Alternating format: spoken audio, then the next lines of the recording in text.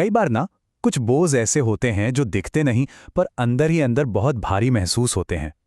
आज हम उन्हीं अनदेखे बोझों की बात करने वाले हैं। उन छोटे छोटे लेकिन बहुत जरूरी संकेतों को समझेंगे जो हमें बताते हैं कि कोई रिश्ता, चाहे वो दोस्तों का हो या परिवार का, शायद हमें नुकसान पहुंचा रहा है। तो चलिए इसी सोच के साथ आगे बढ़ते हैं। देखिए, दूरी बनाना कोई क्रूरता नहीं है, बल्कि जैसा कि यहाँ लिखा है, ये एक जिम्मेदारी बन जाती है, खुद के लिए, अपनी मेंटल पीस के लिए। ये अपनी मानसिक शांति को बचाने का एक बहुत जरूरी कदम है। तो सबसे पहले बात करते हैं उन संकेतों की जो अक्सर छिपे रहते हैं, जिन्हें पहचानना थोड़ा मुश्किल होता है। ये ऐसे बर्ताव हैं जो धीरे धीरे हमारे आत्मसम्मान को, हमारे कॉन्फिडेंस को कम करते जाते हैं। पहला संकेत है लगातार नीचा दिखाना। और देखिए, ये कोई एक बार की बात नहीं है, ये एक पैटर्न है। अक्सर ये मजाक की शक्ल में आता है, या अरे हम तो तुम्हारी भलाई के लिए कह रहे हैं वाली चिंता के नकाब में। और होता क्या है, हम खुद पर ही शक करने लगते हैं कि कहीं हम ही तो ओवर रिएक्ट नहीं कर रहे। और इसका असर बहुत गहरा होता है, जैसा आप इस स्लाइड में देख सकते हैं। मजाक से बचने के लिए या बस शांति बनाए रखने के लिए इंसान धीरे धीरे खुद को सिकोड़ने लगता है, अपनी एम्बिशंस, अपना जोश, सब कुछ छिपाने लगता है। अच्छा, अब आते हैं दूसरे संकेत पर। ये ब्लेम शिफ्टिंग का जो पूरा चक्कर है ना, ये बहुत चालाकी से काम करता है। मतलब कुछ होगा और सामने वाला अपनी जिम्मेदारी मानेगा ही नहीं, बल्कि बात को ऐसे घुमा देंगे कि आखिर में गलती आपकी ही लगने लगेगी। इंसान अपनी ही याददाश्त और समझ पर सवाल उठाने लगता है। और यही इस प्रॉब्लम की जड़ है। सोचिए कितनी गहरी बात है ये। जब कोई अपनी जिम्मेदारी लेने से ही इनकार कर दे, तो वो अपनी मानसिक शांति के ऊपर अपने आराम को चुन रहा होता है, और ये बहुत थकाने वाला होता है। चलिए अब कुछ ऐसे संकेतों की बात करते हैं जो थोड़े ज्यादा साफ होते हैं। ये सीधे तौर पर दिखाते हैं कि रिश्ते में सम्मान की कमी है। यहाँ बातें ज्यादा छिपी हुई नहीं होती। इस तरह के रिश्ते ना बस मतलब के होते हैं। यहां आपकी मौजूदगी की कद्र तभी होती है जब सामने वाले को कोई जरूरत हो। आपकी भूमिका बस एक प्रॉब्लम सॉल्वर की रह जाती है, लेकिन जब आपको जरूरत पड़ती है तो वो इंसान कहीं नजर ही नहीं आता। और यही है कड़वी सच्चाई। जैसा कि ये स्लाइड कहती है, ये दोस्ती नहीं है, ये एक इमोशनल लेन देन है। एक ऐसा सौदा जिसमें एक इंसान हमेशा घाटे में रहता है। ये कोई सच्चा कनेक्शन नहीं है। जब कोई बार बार हमारी बाउंड्रीज को क्रॉस करता है, तो ये कोई गलती नहीं है, ये दिखाता है कि वो हमारी फीलिंग्स की परवाह नहीं करते, और फिर वो ड्रामा क्वीन या टू सेंसिटिव जैसे लेबल लगाकर आपको ही गलत ठहरा देते हैं। ये बात बहुत पावरफुल है। सीमाएं या बाउंड्रीज सिर्फ बताने से काम नहीं करती, उन्हें लागू करना पड़ता है।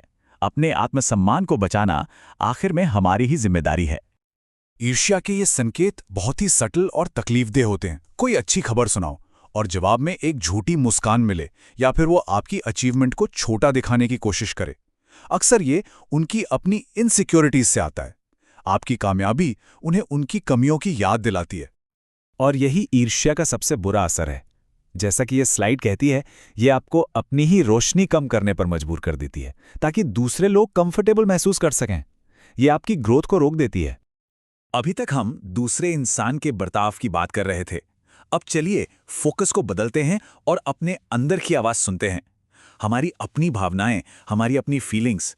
अक्सर हमारा शरीर हमें वो सच बता रहा होता है जिसे हमारा दिमाग मानने को तैयार नहीं होता। सोचिए, एक ऐसा रिश्ता जहां कुछ भी बोलने से पहले 100 बार सोचना पड़े, हर शब्द को तौलना पड़े कि सामने वाले का मूड कैसा है, वो क्या सोचेगा। इसे वॉकिंग ऑन एग शेल्स कहते हैं। ये रिश्ता नहीं, एक तरह का मेंटल गेम बन जाता है। और इसमें होता क्या है, हम अपनी असलियत ही खो देते हैं। और मानसिक जेल शब्द यहां बिल्कुल फिट बैठता है। ये उस घुटन और फंसे होने की भावना को दिखाता है जहां आप खुलकर जी नहीं सकते, क्योंकि हर कदम पर दूसरे की प्रतिक्रिया का डर लगा रहता है। जब कोई लगातार आपके समय की, आपके एफर्ट्स की, आपकी प्रायोरिटीज की इज्जत नहीं करता, तो ये असल में आपके जीवन का ही अनादर है। इसका सीधा सा मैसेज ये है कि आपकी जिंदगी और आपका वक्त उनके लिए कोई मायने नहीं रखता। और अब हम उस आखिरी और शायद सबसे जरूरी संकेत पर आते हैं। ये वो संकेत है जो अक्सर तब मिलता है जब वो इंसान आसपास नहीं होता, और ये सच्चाई को सबसे साफ तरीके से सामने लाता है। इस सवाल पर एक पल के लिए रुककर सोचते हैं। कई बार हमारा दिमाग सच को एक्सेप्ट नहीं करना चाहता, लेकिन हमारा शरीर, हमारी भावनाएं हमें पहले ही सिग्नल दे रही होती हैं। और ये शायद सबसे बड़ा सबूत है। जब उस इंसान के आसपास न होने पर एक शांति महसूस हो, एक सुकून मिले, जब लगे कि हाँ अब चैन की सांस ले पा रहे हैं, तो इन फीलिंग्स को नज़रअंदाज नहीं करना चाहिए। ये बहुत बड़ा डेटा है। और शायद यही इस पूरी बातचीत का सबसे ज़रूरी पॉइंट है। ये जो राहत की फीलिंग है ना, ये कोई इत्तेफाक नहीं है, ये सबूत है। इस शांति पर भरोसा करना बहुत ज़रूरी है, क्योंकि यही वो डेटा है जो हमें रिश्ते की असली हकीकत बता रहा है। तो अब हम आते हैं निष्कर्ष पर। सारी बातों का सार ये है कि अपनी शांति को चुनना, अपनी मेंटल पीस को बचाना एक बहुत ही समझदारी भरा फैसला है। ये कोई स्वार्थ नहीं, ये सेल्फ रिस्पेक्ट है। आखिर में बस यही याद रखना है, रिश्ते हमें सपोर्ट करने के लिए होते हैं, हमें तोड़ने के लिए नहीं। और जब कोई रिश्ता बोझ बन जाए तो मजबूरी में उसे निभाने के बजाय आत्मसम्मान को चुनना ही ग्रोथ की निशानी है। तो आखिर में ये सवाल बचता है, और ये सवाल बहुत कुछ सोचने पर मजबूर करता है। अपनी मेंटल पीस को बचाना, क्या ये किसी को छोड़ देना है या फिर ये मैच्योरिटी है? ये सिर्फ एक सवाल नहीं है, ये एक चॉइस है, और इसका जवाब ही शायद आगे का रास्ता तय करेगा। हमारे साथ जुड़ने के लिए बहुत बहुत शुक्रिया।